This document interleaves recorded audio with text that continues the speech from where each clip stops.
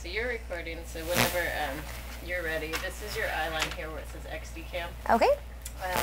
Give us a little introduction again, first and last name. Okay. So my name is Kate Waldron, and I teach second grade at Aspire University Charter School. And today I did a lesson on a splitting strategy on how to add 3-digit numbers. Good. That's good. Let me bring the camera down a little bit here. Okay. All right. So then we're going to start off here. How does this lesson connect to and build on students' prior... I can't talk today. How does this lesson connect to and build on students' prior skills and knowledge? What was taught before the lesson and what will come after it? So we've been spending a lot of time this year building their schema on different strategies for adding and subtracting, and we've been focusing on 2-digit numbers. So that kind of was the building blocks for today's lesson, because today we started with 3-digit numbers. So today was kind of more of an introductory lesson, but it did build upon the other strategies that we've taught, that I've taught. I've taught splitting with 2-digit numbers, so they've been comfortable with that and they've mastered that. And now today we went to 3-digit. And then to continue on from today, we'll be using the 3-digit strategy in our number talks lessons, and I'll also begin to teach them, different strategies for 3-digit numbers as well. Good. Talk about the standards or cluster targeted in this lesson. What did you do to make the lesson reflect the full intent of that standard or cluster? So the standard that I taught for this lesson, should I read the whole? Whatever you feel comfortable with, Okay. But pick it up from the start again. Okay, yeah. Yeah, Sorry. Yeah, no. So the standard that I chose to teach today is covering adding and subtracting within 1,000. So I didn't want to tackle adding and subtracting within 1,000 today. So that standard's kind of something that we build on throughout the year. But we added 2 3-digit numbers. The sum was less than 1,000, which targets that within 1,000 wording. And also the standard talks about making sure that students know to add ones to the ones place, tens to the tens place, hundreds to the hundreds place, and that was also covered in the lesson today as well. Which of the core action indicators do you think this lesson best exemplified, and how did you plan for those? That, I want to look really quick at this.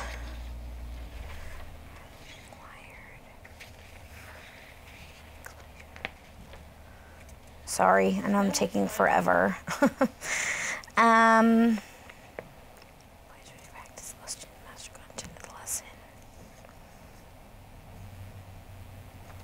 Okay, so this lesson really exemplified core action 2, and a couple points that I want to make about that was that the students were able to work on the grade level standard.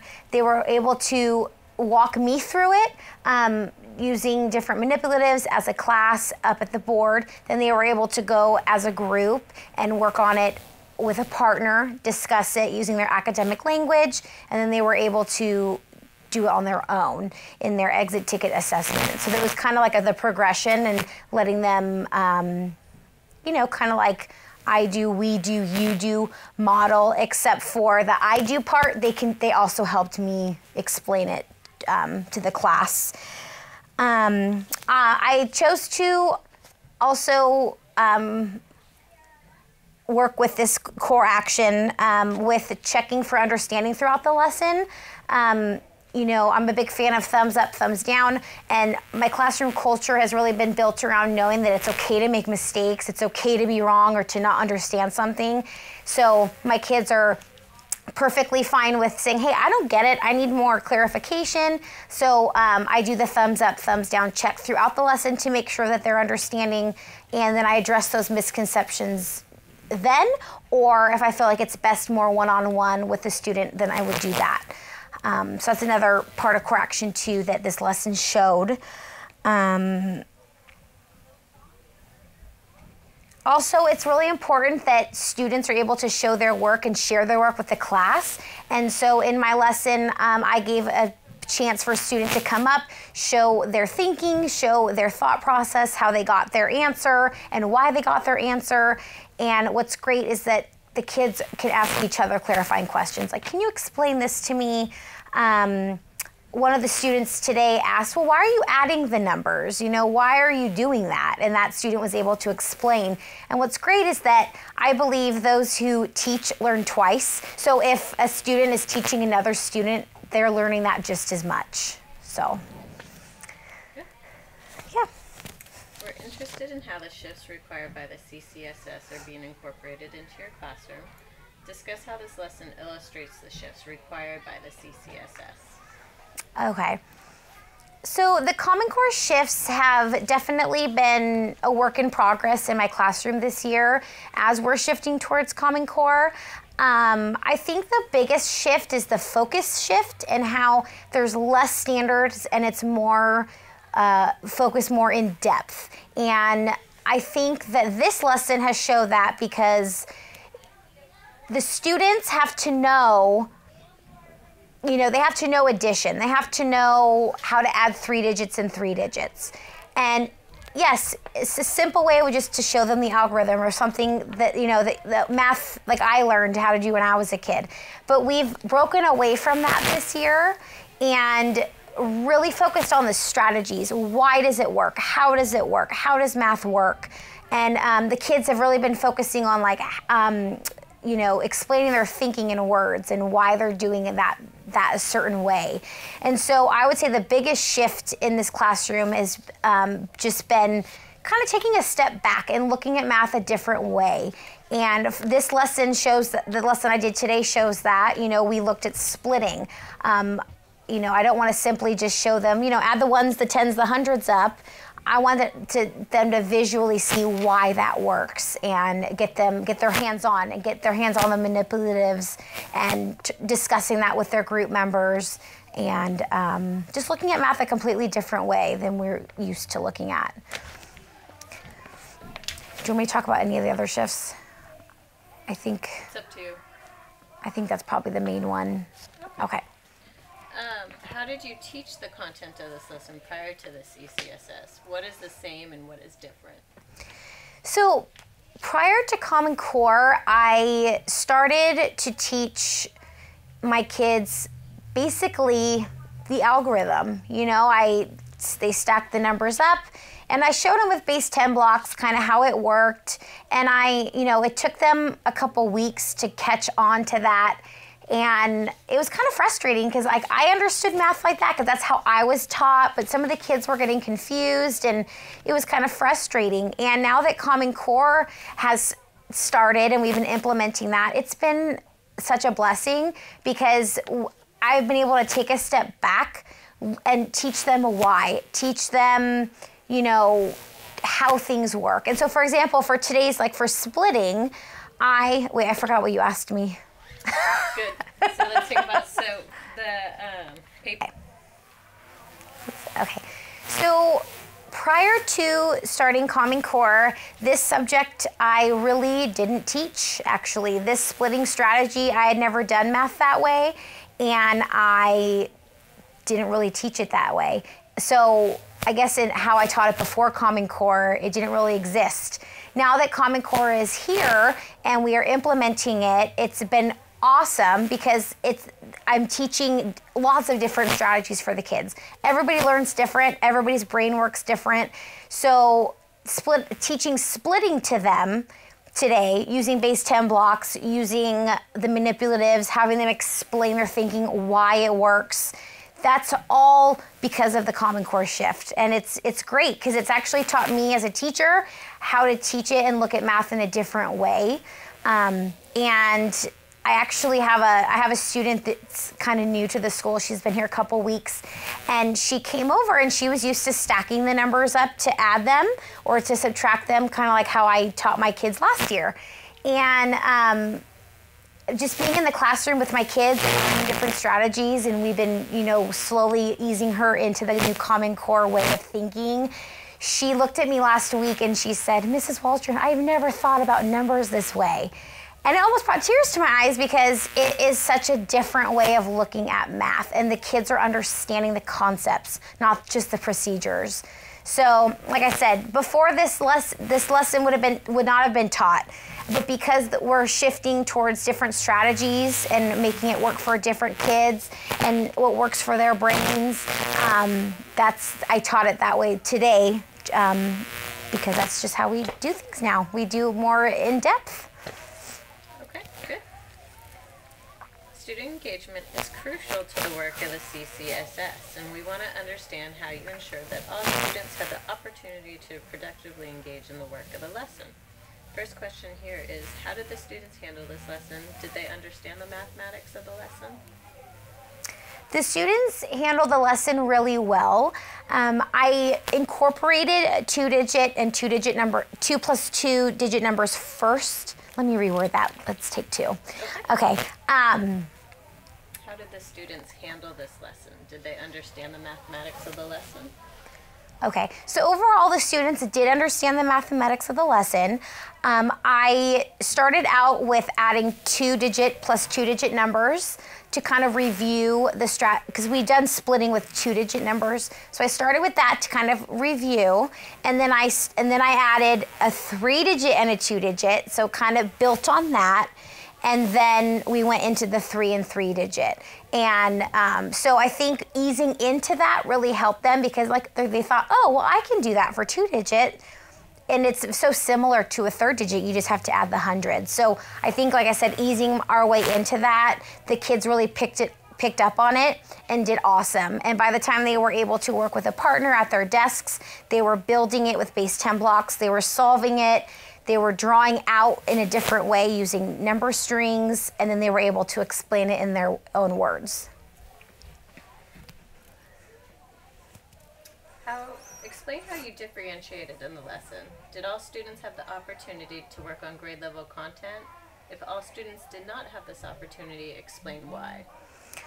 So differentiation is super important. Obviously, every student works and learns at their own pace. For this particular lesson, I didn't really do much differentiation because it was an introductory lesson. I kind of wanted to see how they would do with 3-digit numbers before throwing challenges or, kind of making it a little bit easier or in a different way for my students who are struggling a bit. I kind of wanted to see as a baseline, how are they going to do with this? And then based off of that, I can kind of gauge for my future lessons, well, I need to, these kids, or they totally have it, they need to be challenged a little bit more, or these students are really struggling, let's talk about small group work with them, maybe looking at it a different way. So like I said, for this particular lesson, there wasn't a ton of different differentiation, but I felt that with it being an introductory lesson, the students were able to access the material, access the content at their own level, and I think overall it went really well. Which behaviors from Correction 3 did the students best exemplify in this lesson? Okay, that I'm going to need a second. Okay.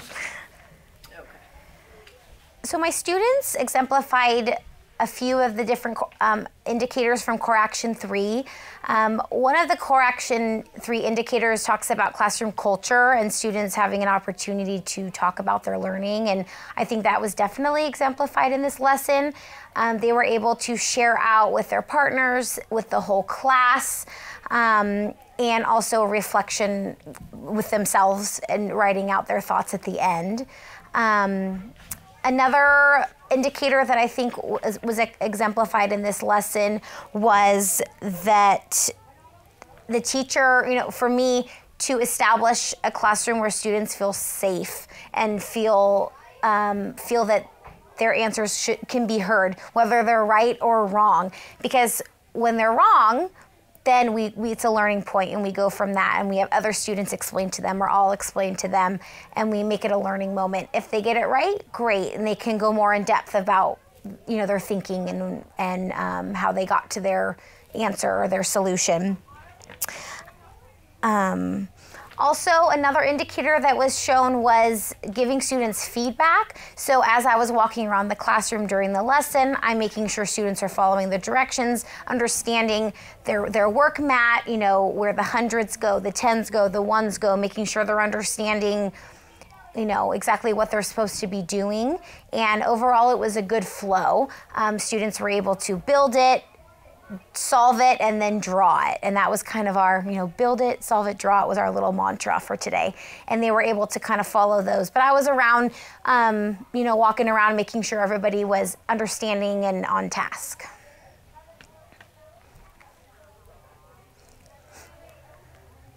Okay, so great instructors are continuously learning. We want to understand what you celebrated in this lesson and what you would improve upon. First question is, reflecting on the lesson, what worked particularly well and what might you do differently?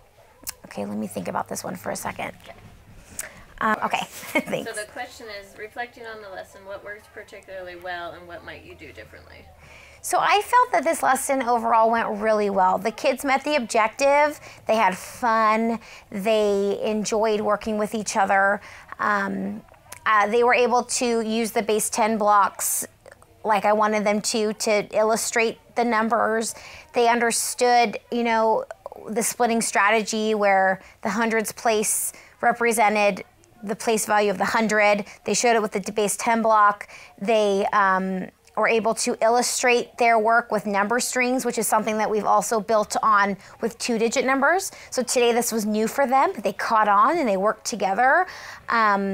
And overall, they did really well. Every single student was working and they were on task and having a lot of fun with it. So I think it went really well overall, and it was a really good, positive experience for them and for myself. Were there any surprises or unexpected student behaviors today? Were there any surprises or unexpected student behaviors? No, not too many surprises. One student, he kept getting an answer that was incorrect, and he was kind of getting frustrated and didn't understand, like, what it was, because he knew his partner was getting something different. So he kind of stood, you know, took a step back, re-looked at his work, looked at his work mat, and he realized that he added the ones place wrong. And he kind of had an aha moment, and then he was able to share that out with the class later. I can't say it was a big surprise for me because this particular student works so hard and he doesn't give up. So when he looks at that and he goes, okay, something's not right about that, he really, you know, dives deep and tries to figure out, okay, where was my misconception? So he did that today, which was really cool to see. Cool. You're done with that one. So